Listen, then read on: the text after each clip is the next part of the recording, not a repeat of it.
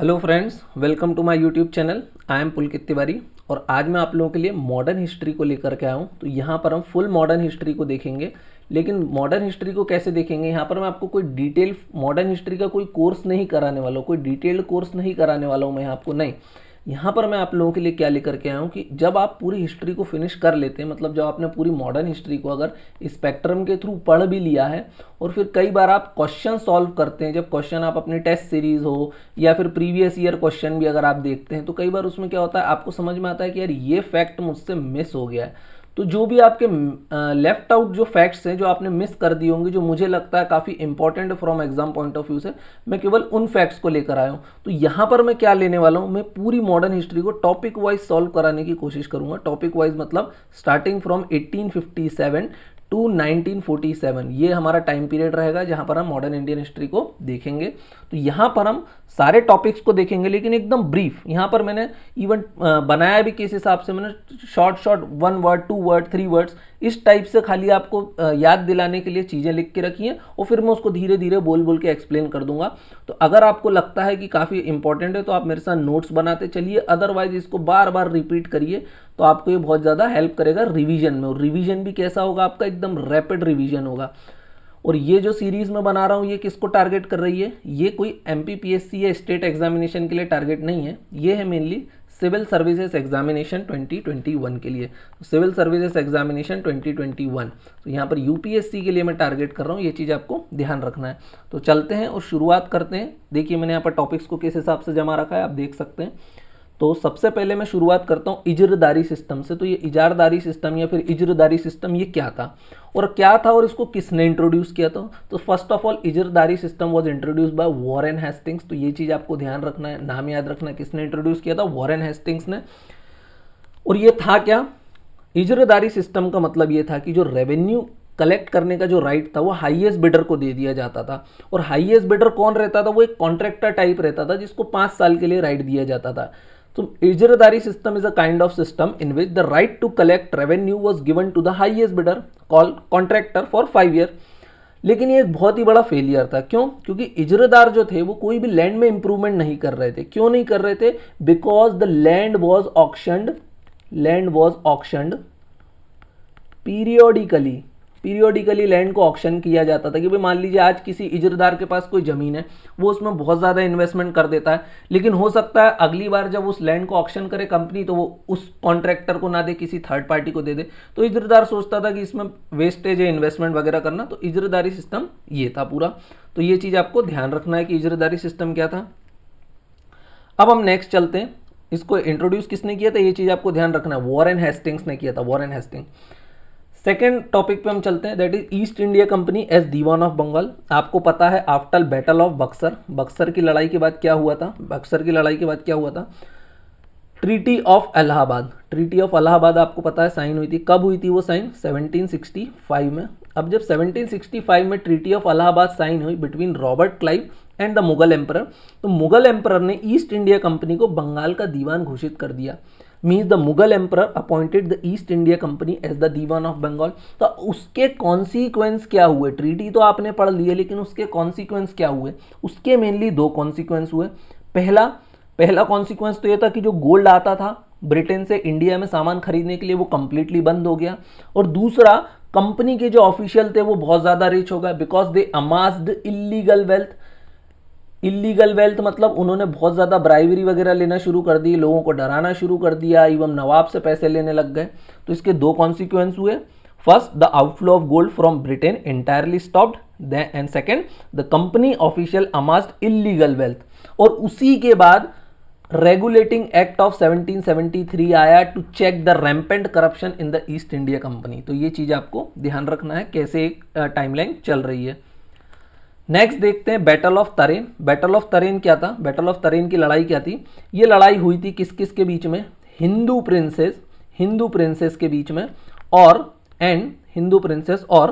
मोहम्मद घोरी के बीच में। ये चीज आपको ध्यान रखना है। तो मोहम्मद घोरी और हिंदू प्रिंसेस के बीच में जो लड़ाई हुई थी उसको क्या बोलते हैं, बैटल ऑफ तरेन।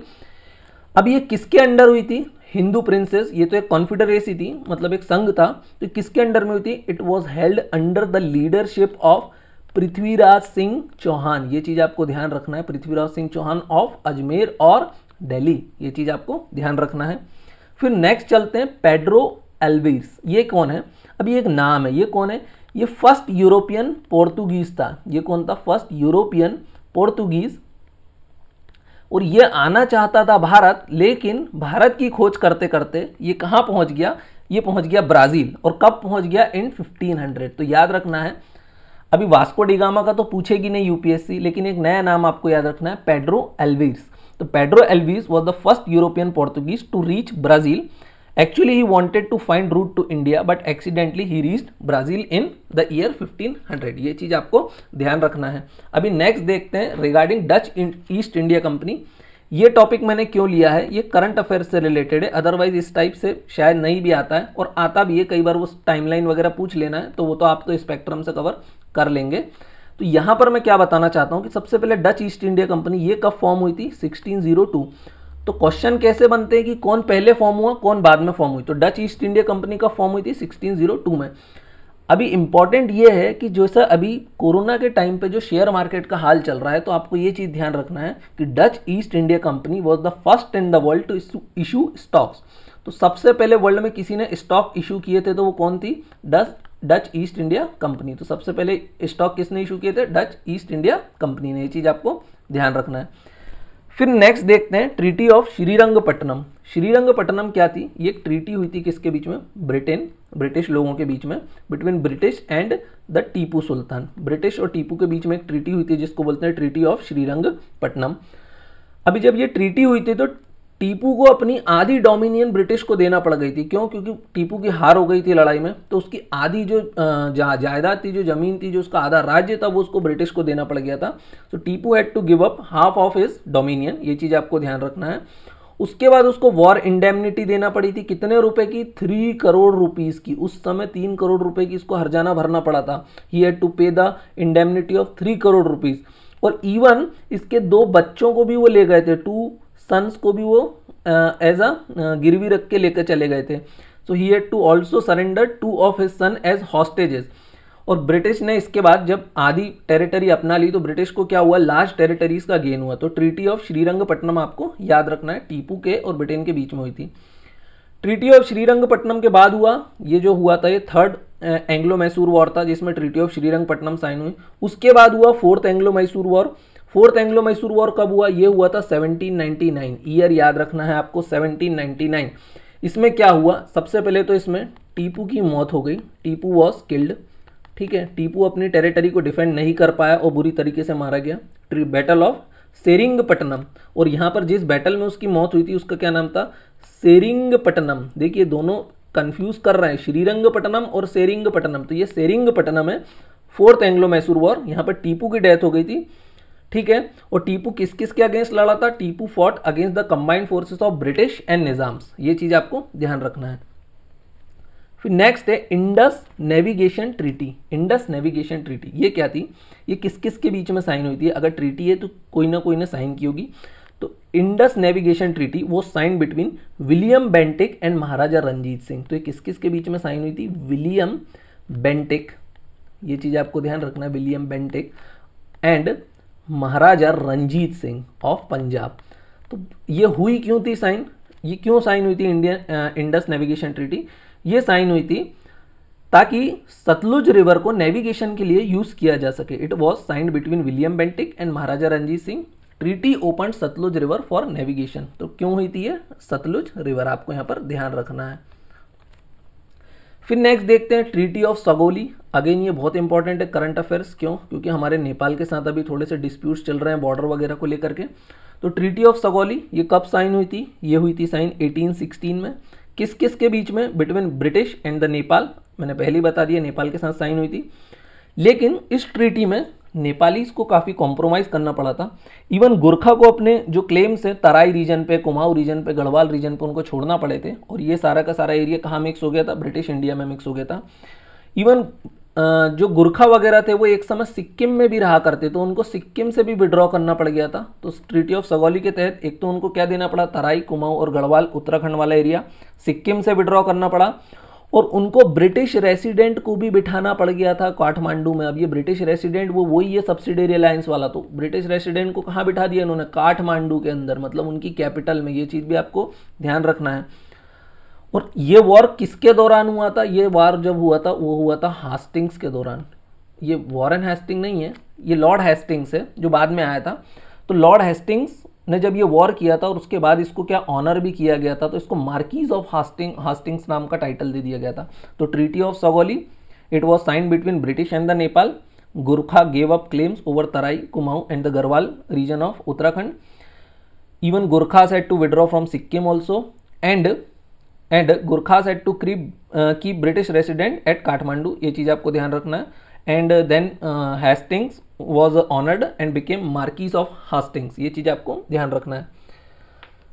नेक्स्ट है जो मैंने टॉपिक लिया है that is UK China treaty. अब ये यूके चाइना ट्रीटी क्या है, अगेन न्यूज में है। 1890 में साइन हुई थी। कब साइन हुई थी ये, 1890 में साइन हुई थी between obviously UK and China. Treaty deals with the recognition of frontier between Sikkim and Tibet. तो सिक्किम और तिब्बत के बीच के फ्रंटियर मतलब बॉर्डर क्या होगी, सिक्किम और तिब्बत के बीच की बॉर्डर को इन्होंने डिफाइन किया था। तो यहाँ पर कोई डाउट नहीं रह जाना चाहिए। यूके चाइना ट्रीटी ऑफ 1890 काफ़ी इंपॉर्टेंट है, करंट अफेयर से भी रिलेटेड है। फिर नेक्स्ट है रियोतवारी सिस्टम। रियोतवारी सिस्टम को मुनरो सिस्टम भी बोलते हैं। क्यों, क्योंकि मुनरो ने इंट्रोड्यूस किया था। तो ये कहाँ इंट्रोड्यूस हुआ था, सबसे पहले आपको ये ध्यान रखना है। सबसे पहले ये कहाँ इंट्रोड्यूस हुआ था, ये इंट्रोड्यूस हुआ था साउथ इंडिया में। अभी रियोतवारी सिस्टम का आपको पता है कि ब्रिटिश लोग डायरेक्ट रियोत मतलब डायरेक्ट जो किसान वगैरह हैं उनसे ही डायरेक्ट रेवेन्यू वसूल करने वाले थे। तो रियोतवारी सिस्टम कहाँ हुआ था, साउथ इंडिया में। क्यों, क्योंकि वहाँ पर ट्रेडिशनल जमींदारी सिस्टम उतना प्रिवलेंट नहीं था। फिर ये सक्सेसफुल था या अनसक्सेसफुल, तो सबसे पहले it was not successful, it was a big failure. क्यों फेलियर था ये क्यों फेलियर था, क्यों, क्योंकि रेवेन्यू की जो डिमांड थी वो बहुत ज़्यादा हाई थी। इतनी हाई थी कि इवन गांव वाले गांव छोड़ के ही जाने लगे, कि वो रह ही नहीं पा रहे थे। इसको ट्राई किसने किया था, इसको ट्राई किसने किया था, इसको अलेक्जेंडर रीड नाम के व्यक्ति ने ट्राई किया था। कहाँ पर, जो एरिया उसने टीपू सुल्तान से लिए थे। हमने देखा ऊपर 4th एंग्लो मैसूर वॉर में टीपू सुल्तान हारा गया था, तो वहां पर इन्होंने इसको ट्राई किया था। किसने ट्राई किया था, अलेक्जेंडर रीड ने। उस समय गवर्नर कौन था, मुनरो था। मुनरो, इसी को रैयतवाड़ी सिस्टम भी बोलते हैं, रियोतवाड़ी सिस्टम बोलते हैं। Fields have to be carefully and separately surveyed before the revenue assessment and the revenue demand was too high and even the villages were deserted। ये चीज़ आपको ध्यान रखना है। अभी नेक्स्ट आ जाता है बहुत ही इंपॉर्टेंट, जिसको हम बोलते हैं परमानेंट सेटलमेंट। देखिए मैं जो सारी चीज़ें बता रहा हूँ ये बहुत इंपॉर्टेंट है। हर बुक्स में आपको सबसे ज़्यादा इसी पे क्वेश्चन बनते हुए दिखेंगे या कोई भी टेस्ट सीरीज में। अभी नेक्स्ट है परमानेंट सेटलमेंट। सबसे पहले परमानेंट सेटलमेंट हुआ क्या था, थी क्या चीज़, ये तो आपको पता है। परमानेंट सेटलमेंट क्या था, किसने इंट्रोड्यूस किया था, तो जिसने इंट्रोड्यूस किया था उसका नाम था लॉर्ड कॉर्नवालिस। ये वही कॉर्नवालिस है जिसमें एडमिनिस्ट्रेशन में भी बहुत सारे रिफॉर्म वगैरह किए थे, पुलिस में भी बहुत सारे रिफॉर्म किए थे। तो permanent settlement was introduce bye Lord Cornwallis. अब यहाँ पर परमानेंट सेटलमेंट है, मगर किसी प्रकार का सेटलमेंट हो रहा है, तो यहाँ पर राजा और तालुकदार थे, उनको इन्होंने क्या बताया कि भाई आप लोग कौन हो, जमींदार हो। अभी जमींदार का मतलब क्या होता है कि इनको जमीन का ऑनर बना दिया गया। लेकिन ऑनर किसको बनाया, राजा लोगों को और तालुकदार जो काफी इन्फ्लुएंशियल पीपल थे। So it was a agreement between East India Company and Bengali landlords to fix the revenue to be raised. Okay, तो ईस्ट इंडिया कंपनी और बंगाली लैंडलॉर्ड्स के बीच में हुआ था। इसका मतलब परमानेंट सेटलमेंट कहाँ हुआ होगा, आप लोग समझ गए होंगे, बंगाल वाले एरिया में हुआ होगा, बिहार वाले एरिया में हुआ होगा। तो ये कहाँ हो रहा था, बंगाल वाले एरिया में हो रहा था, बिहार वाले एरिया में हो रहा था। तो ये एरिया बहुत ज़्यादा इंपॉर्टेंट बन जाते हैं। So it was first introduced in Bengal and Bihar. लेकिन ऐसा नहीं है कि सिर्फ बंगाल और बिहार तक लिमिटेड रहा, इसको बाद में कुछ साउथ डिस्ट्रिक्ट ऑफ मद्रास में भी इंप्लीमेंट करा गया, इसको वाराणसी में इंप्लीमेंट किया गया, एंड बाद में इसको पूरे के पूरे नॉर्थ इंडिया में इंप्लीमेंट कर दिया गया। और ये कब तक रहा, परमानेंट सेटलमेंट कब तक रहा और कब इसको एबोलिश किया, it was remained in place till the charter act of 1833। 1833 के चार्टर एक्ट में इसको एबॉलिश किया गया। तो ये चीज़ आपको ध्यान रखना है। इसको क्यों इंट्रोड्यूस किया था, इसको इंट्रोड्यूस इसलिए किया था कि अगर जमींदार को परमानेंटली ऑनर बना दिया जाएगा ज़मीन का, तो शायद वो उसमें बहुत ज़्यादा इन्वेस्टमेंट करेंगे, लेकिन ऐसा हुआ नहीं। ठीक है, so it was mainly introduce to encourage investment in agriculture, but that did not happen. तो आपको ये चीज़ ध्यान रखना है।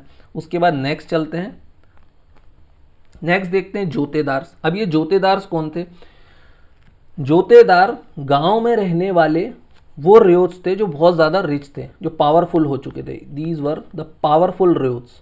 अभी पावरफुल रियोत मतलब जो खेती बाड़ी खुद करते थे अपने हाथों से, तो ये वो लोग थे जो काफ़ी इन्फ्लुएंशियल थे, जो काफ़ी पावरफुल थे, और ये परमानेंट सेटलमेंट के दौरान उभर करके आए थे।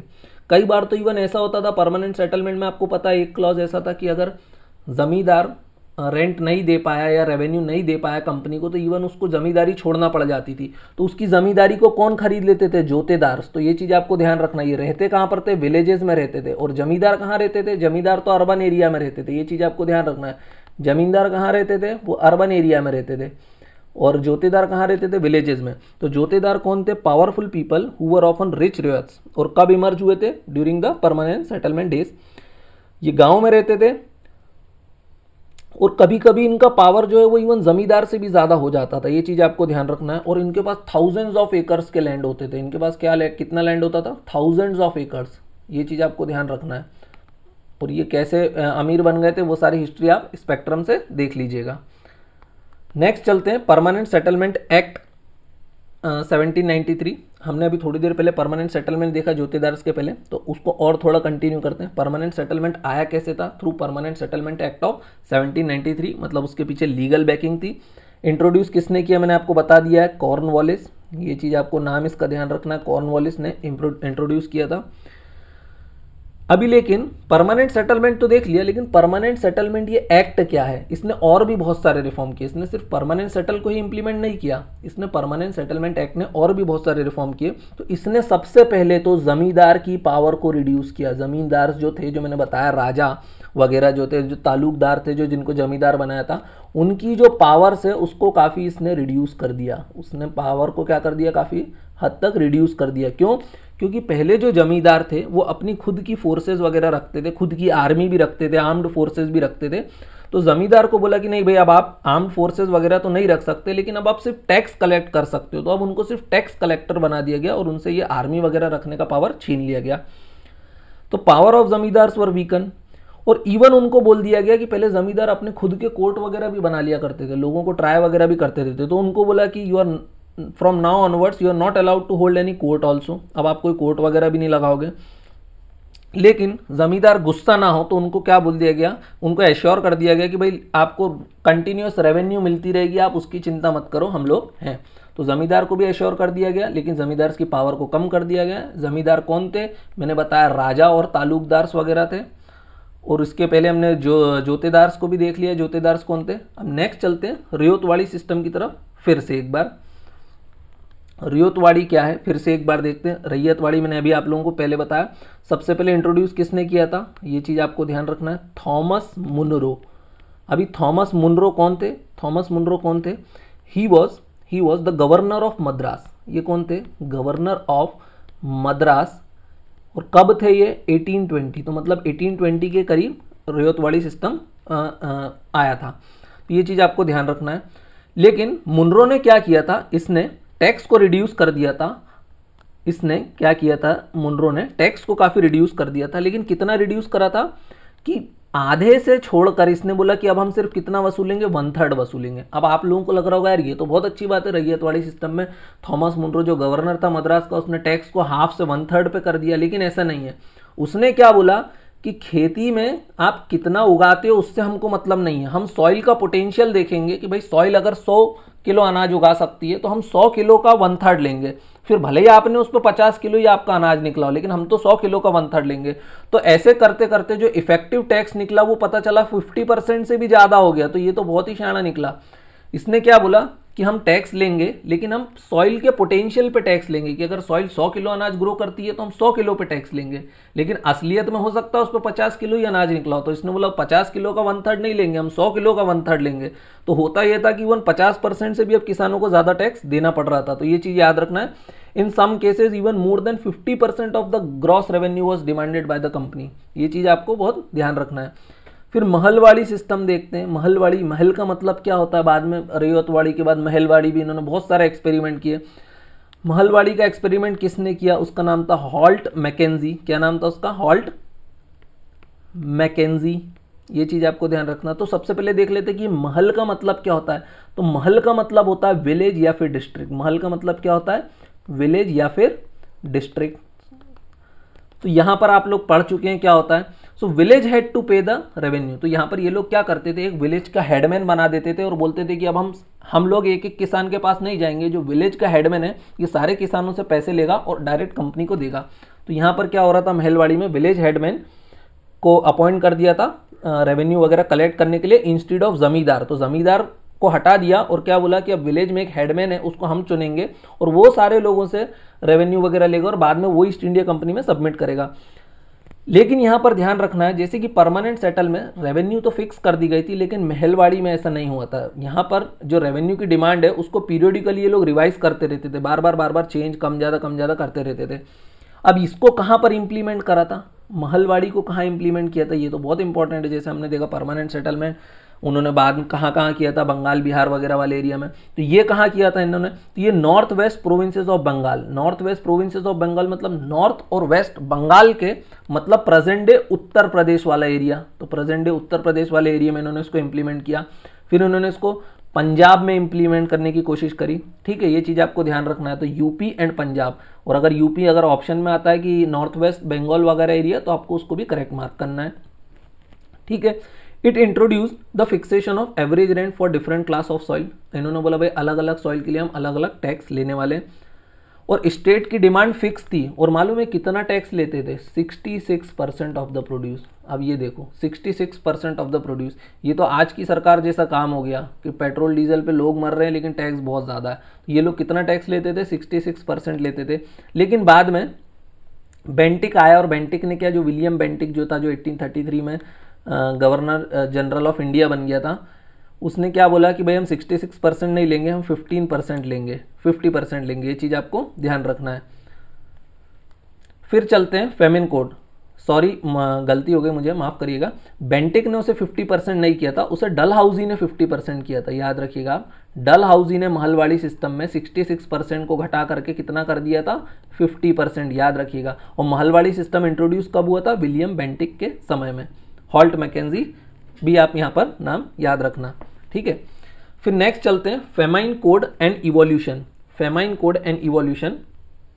अब ये फेमाइन कोड क्या है और इसका इवोल्यूशन कैसे होता है, तो ये चीज़ आपको समझना पड़ेगी।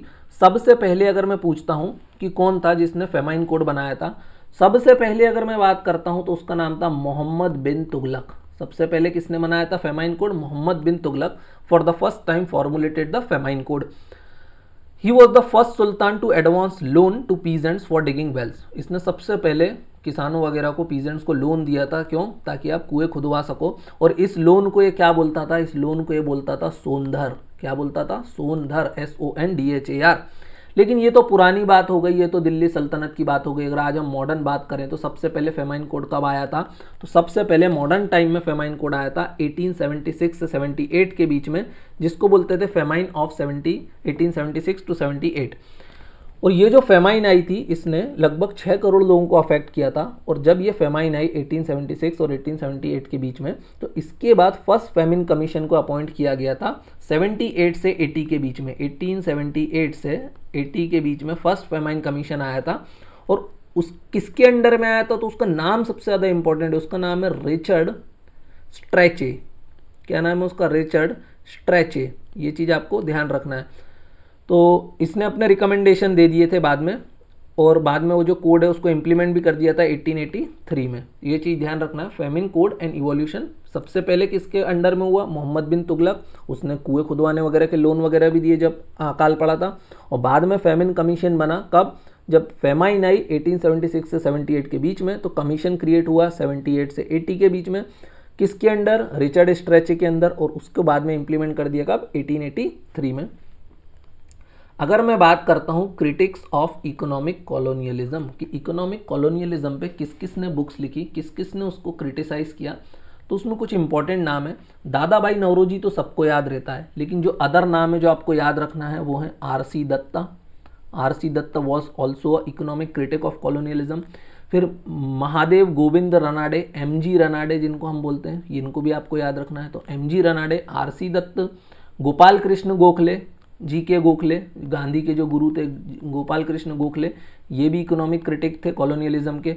फिर होगा इसके बाद जी सुब्रमण्यम अय्यर। जी सुब्रमण्यम अय्यर ये भी क्या थे, कॉलोनियलिज्म के क्रिटिक थे, इकोनॉमिक कॉलोनियलिज्म के। तो आपको नाम याद रखना, दादा भाई नौरोजी मैंने बताया, आरसी दत्त मैंने बताया, एमजी रनाडे बताया, Gopal Krishna Gokhale and G Subramaniam Iyer, these were the staunch critics of economic colonialism. Next देखते हैं व्हिटले कमीशन।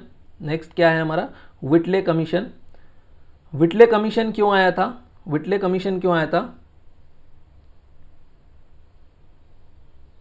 व्हिटले कमीशन कब आया था, ड्यूरिंग वर्ल्ड वॉर 1 इन 1917। व्हिटले कमीशन कब आया था, ड्यूरिंग वर्ल्ड वॉर 1 इन 1917। अब आया क्यों था व्हिटले कमीशन, ये आया था देखने के लिए कि लेबर की कंडीशंस को कैसे सुधार सकते हैं, और उस पर इसने रिकमेंडेशन दिए थे कि to improve the condition of labour and make recommendation. क्योंकि वर्ल्ड वॉर 1 के समय बहुत ज़्यादा लेबर की स्थिति खराब हो गई थी, तो ब्रिटिशर्स ने एक कमीशन अपॉइंट किया था जिसका नाम था व्हिटले कमीशन। तो उसने बाद में रिकमेंडेशन दी थी। अब ये जो कमीशन वगैरह आते हैं तो हमको और कुछ कमीशंस भी याद होना चाहिए, जैसे मैंने व्हिटले कमीशन बताया, शायद ये आप ज़्यादातर हंटर वगैरह तो सब पढ़ते हैं मगर व्हिटले को स्किप कर देते हैं। तो जो लेबर पे आया था उसने लेबर पर रिकमेंडेशन दी थी during world war 1।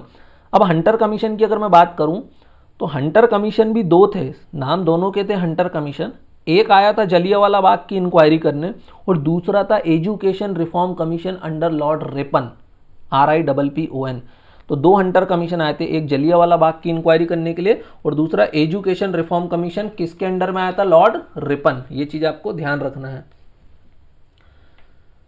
Hunter commission भी मैंने आपको बता दिया, दो आए थे, एक आया था जलियांवाला बाग पे, जलियांवाला बाग इंक्वायरी करने के लिए, और एक आया था एजुकेशन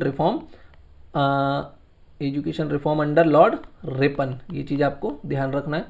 फिर देखते हैं economic history of India.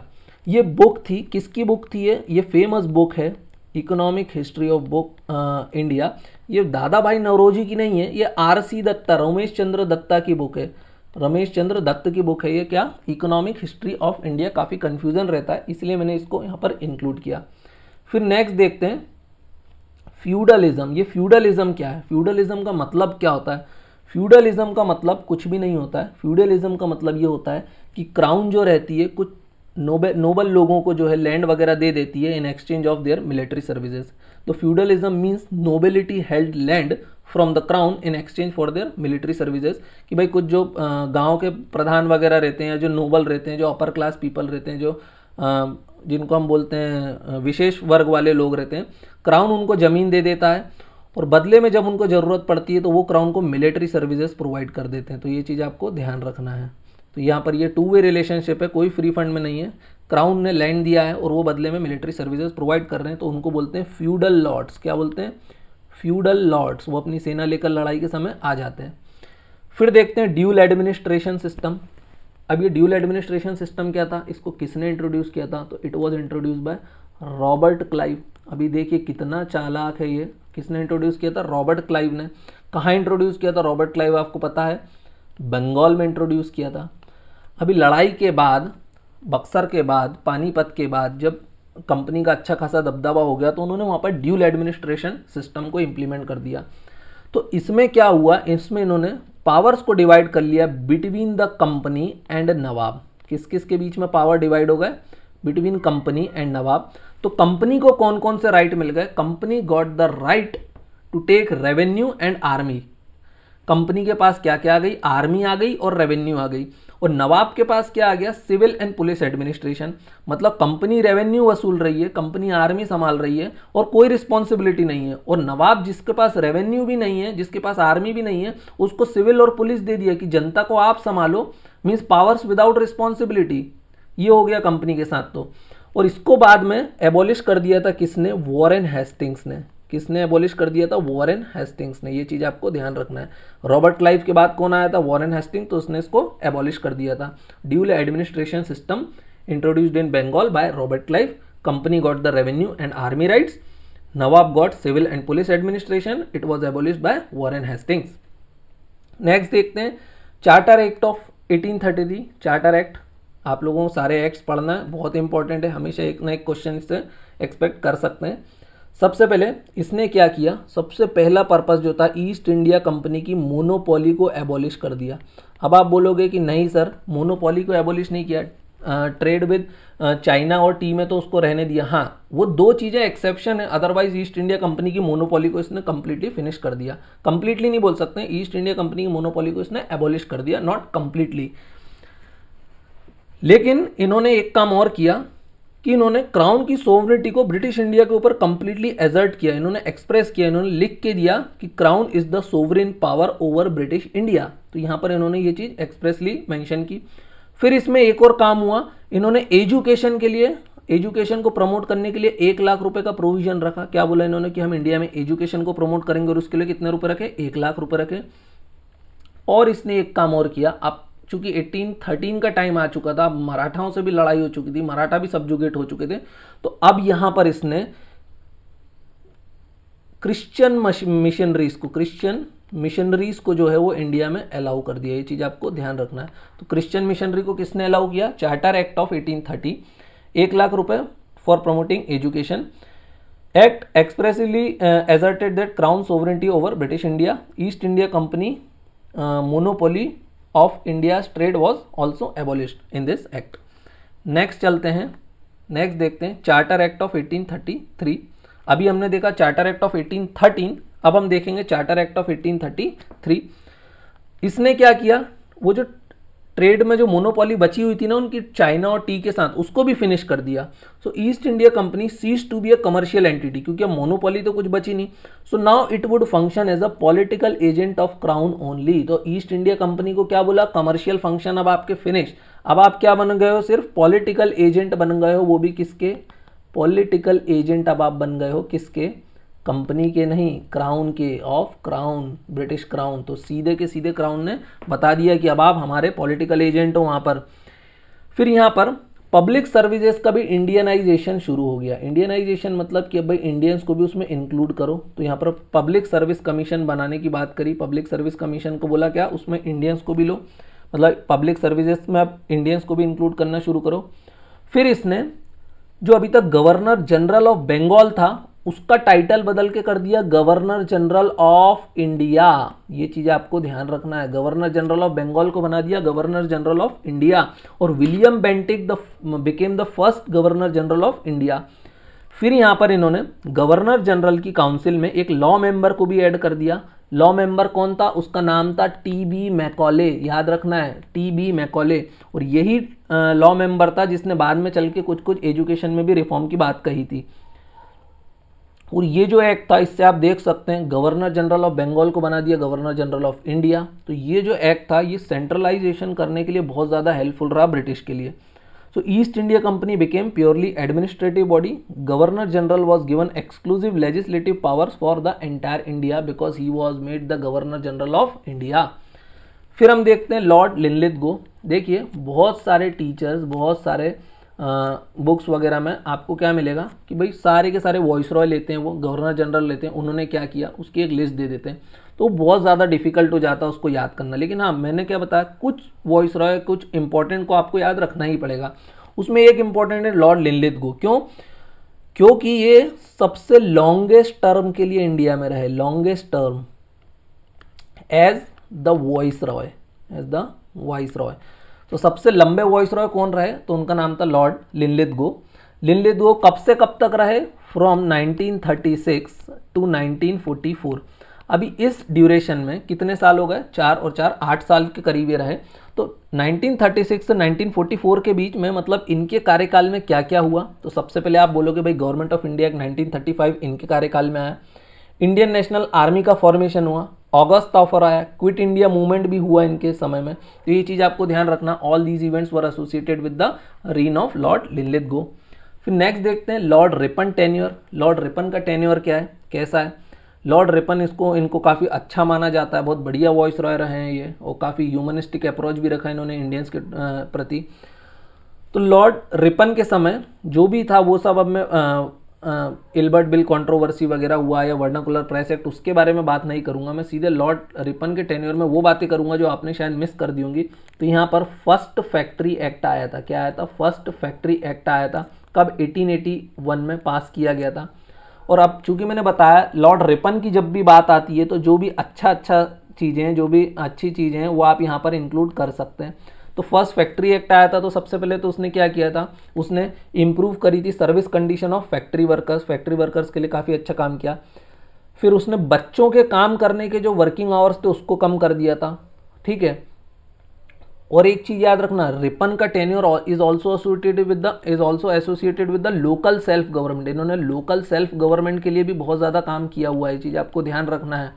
So power of municipalities were increase. Okay, बाद में इसके बाद जो भी आया कर्जन वगैरह, उन्होंने तो क्या किया और पावर लोकल सेल्फ गवर्नमेंट को दबाने की कोशिश करी, लेकिन रिपन के टेन्योर ये सब चीज़ों में काफ़ी फेमस रहा है। फिर देखते हैं वेलेस्लीज फॉरवर्ड पॉलिसी। तो ये फॉरवर्ड पॉलिसी किसके द्वारा अडॉप्ट की गई थी, वेलेस्ली। अब ये वेलेस्ली की क्या कंडीशन थी, ये चाहता था, इसी ने बात बोली थी कि मैं बनाना चाहता हूं जो ब्रिटिश एम्पायर इन इंडिया है to British empire of India. So he wanted to make British empire in India to British empire of India. ये चीज ध्यान रखना, ये किससे एसोसिएटेड है, तो इनकी थी फॉरवर्ड पॉलिसी। इन्होंने धड़ाधड़ खूब ज़्यादा क्या किया, ऑक्यूपाई करना शुरू कर दिया अदर टेरिटरीज को। और इन्होंने जो टूल का यूज़ किया, वो टूल का बहुत बढ़िया इन्होंने यूज़ किया, उसका नाम था सब्सिडियरी अलायंस। तो सब्सिडियरी अलायंस किसने यूज़ किया, वेलेस्ली ने। तो आपको ये चीज़ ध्यान रखना है, क्यों, क्योंकि ये फॉरवर्ड पॉलिसी थी, British empire in India to British empire of India बनाना चाहता था। और उसके लिए क्या यूज़ किया इन्होंने, सब्सिडियरी अलायंस। सब्सिडियरी अलायंस आप लोगों को पता है क्या है, वो चीज़ आप ध्यान रखिएगा। नेक्स्ट चलते हैं वॉरेन हेस्टिंग्स की तरफ वापस, क्योंकि दस्तक की बात हो रही है। तो वॉरेन हेस्टिंग्स जो थे, वॉरेन हेस्टिंग ने क्या किया था, दस्तक को एबॉलिश कर दिया था। अब ये दस्तक क्या थे, दस्तक ये थे फ्री पासेस थे for internal trade. Dastaks were the free passes for internal trade. ये बंगाल में काफ़ी प्रिवलेंट हुआ करते थे, है ना। तो इसको किसने एबॉलिश कर दिया था, वॉरेन हेस्टिंग्स ने। इसने बोला ये सब काम दस्तक फस्तक नहीं चलेंगे। वॉरेन हेस्टिंग पोस्टल सिस्टम के लिए भी वैसे काफ़ी जाना जाता है, अगर आप लोगों को पता हो तो, because he introduce uniform system of prepaid postal system. तो ये चीज़ आपको ध्यान रखना है। वॉरेन हेस्टिंग्स दो चीज़ों के लिए दस्तक एबॉलिश किया उसने, और बाद में उसने क्या किया, प्रीपेड पोस्टल सिस्टम को भी इंट्रोड्यूस किया। फिर कर्जन को अगर हम देखें, कर्जन मैंने बताया था भाई, रिपन बहुत अच्छा व्यक्ति था जो ऊपर था। अब कर्जन जो था ये बहुत ही खराब व्यक्ति था। इवन इसके बारे में तो बहुत सारे ऑथर्स ने बहुत गलत भी लिखा है। तो कर्जन के बारे में देखते हैं, लॉर्ड कर्जन का टेन्योर कैसा रहा। सबसे पहले तो इनसे कौन कौन से इवेंट्स एसोसिएटेड है वो देख लेते हैं। पहला इवेंट जो इनसे एसोसिएटेड वो उसको बोलते हैं ऑफिशियल सीक्रेसी एक्ट। फिर इनसे सिडिशियस एक्ट, ठीक है, लोगों पे सिडिशन के आरोप वगैरह लगाना।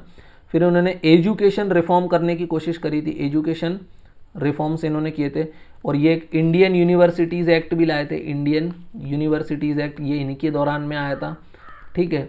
इंडियन यूनिवर्सिटीज़ एक्ट कब आया था, 1904 में, ये चीज़ आपको ध्यान रखना है। और इनके बारे में टेन्योर में क्या आया था, वो आया था कैलकाटा कॉरपोरेशन एक्ट।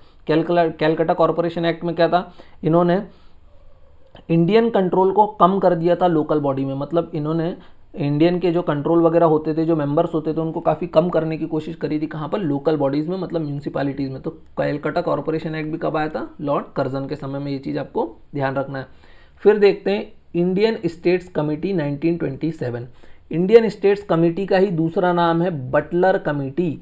तो अगर बटलर कमेटी तो आप लोगों को पता है क्या है, लेकिन अगर बटलर कमेटी दूसरे नाम से आ गया इंडियन स्टेट्स कमेटी, तो कंफ्यूज नहीं होना। इंडियन स्टेट्स कमेटी 1927 को ही दूसरे नाम से जाना जाता है, बटलर कमेटी। क्यों आई थी ये तो आप पढ़ चुके हैं स्पेक्ट्रम में, to investigate and clarify the relationship between paramount power and the princes. It was also came into being to delineate the power balance of power between center and province। और फिर इन्होंने रिकमेंडेशन वगैरह दिए थे that the paramountcy must remain supreme, ठीक है। इन्होंने ये सब बातें करी थी, लेकिन खाली यहाँ पर याद रखना है इंडियन स्टेट्स कमेटी का ही नाम क्या है, बटलर कमेटी। नेक्स्ट देख लेते हैं treaty of Lahore. Treaty of Lahore क्या है, ट्रीटी ऑफ लाहौर सबसे पहले साइन कब हुई थी, 1846 में। अभी ट्रीटी ऑफ लाहौर 1846 में, तो आप इस समय देख सकते हैं कि 1846 के पहले ही राजा रंजीत सिंह की डेथ हो गई थी। तो इसका मतलब ये कब साइन हुई थी, after first Sikh war. After first Sikh war, तो फर्स्ट सिख वॉर के बाद कौन सी ट्रीटी साइन हुई थी, ट्रीटी ऑफ लाहौर। ये चीज़ आपको ध्यान रखना है। फिर नेक्स्ट है फिफ्थ रिपोर्ट। फिफ्थ रिपोर्ट क्या है, it was actually a report on the East India company administration in India. ये ब्रिटिश पार्लियामेंट में एक रिपोर्ट थी, ईस्ट इंडिया कंपनी का एडमिनिस्ट्रेशन कैसा है इंडिया में, केवल उसके ऊपर है। East India companies administration in India पे एक रिपोर्ट थी जिसको बोलते हैं फिफ्थ रिपोर्ट। ये चीज़ आपको ध्यान रखना है। फिर आते हैं विलियम बेंटिक। विलियम बेंटिक मैंने बताया भाई ये क्या थे, first governor general of India बने 1833 में because of charter act of 1833। हमने यहाँ पर अभी थोड़ी देर पहले देखा था। विलियम बेंटिक ने एक पॉलिसी फॉलो करी थी जिसको बोलते हैं policy of non intervention and non aggression with the Indian states. इन्होंने कोशिश करी थी for the welfare of Indian citizens, welfare of Indian subjects के बारे में भी इन्होंने कोशिश करी थी। फिर ये इन्होंने बहुत सारे रिफॉर्म्स लिए थे। इन्होंने चाइल्ड सेक्रीफाइस को बंद करने के लिए काफ़ी कोशिश करी थी, तो he try to prevented the child sacrifices that was prevalent at that time. फिर उन्होंने फीमेल इन्फेंटिसाइड जो हुआ करता था उस समय, फीमेल इन्फेंटिसाइड, उसको भी काफ़ी बंद करने के लिए लॉ वगैरह बनाया था और इवन उसको एक क्रिमिनल ऑफेंस भी बना दिया था। राजा राम मोहन रॉय भी इसी समय में रहते थे, ये चीज़ आपको ध्यान रखना है। और इन्होंने इंग्लिश एजुकेशन के लिए मैकॉले कमेटी भी बनाई थी जिसने बाद में इंग्लिश एजुकेशन पर काफ़ी जोर दिया था, तो ये चीज़ें आपको ध्यान रखना है, introduction of English education and he appointed Macaulay committee. फिर नेक्स्ट देखते हैं डॉक्ट्रिन ऑफ लैप्स जिसको बोलते हैं चूक का सिद्धांत। किसने इंट्रोड्यूस की थी? डलहाउजी ने इंट्रोड्यूस की थी। कौन सी? Doctrine of lapse. अभी डॉक्ट्रिन ऑफ लैप्स में इन्होंने सबसे पहले किसको एनेक्स कर लिया था? तो सबसे पहले एनेक्स किया था सतारा को। कब? 1848 में। सबसे पहले किसको एनेक्स किया था? सतारा को। फिर किसको एनेक्स किया था? संबलपुर को। फिर किया था संबलपुर 1850 में। फिर किया था उदयपुर। फिर धीरे धीरे करके इन्होंने एक एक करके लोगों को एनेक्स करना शुरू कर दिया, अलग अलग राजाओं को। फिर नागपुर को किया, फिर झांसी को किया। ये चीज़ आपको ध्यान रखना। झांसी को कब किया वैसे? 1854, 3 साल पहले, 1857 के रिवोल्ट के 3 साल पहले। धीरे धीरे सब चीज़ें इन्होंने एनेक्स करना शुरू कर दी। सो डॉक्ट्रिन ऑफ लैप्स के बारे में क्या ध्यान रखना? It was introduce by Dalhousie. First state to be annexed was Satara in 1848, then Sambalpur, Udaipur, Nagpur and Jhansi in 1854। Subsidiary alliance के बाद नेक्स्ट चलते हैं हम लोग मॉडर्न पोस्टल सिस्टम्स के ऊपर। Modern postal systems, I think time बहुत ज़्यादा हो रहा है, देख लेता हूँ मैं।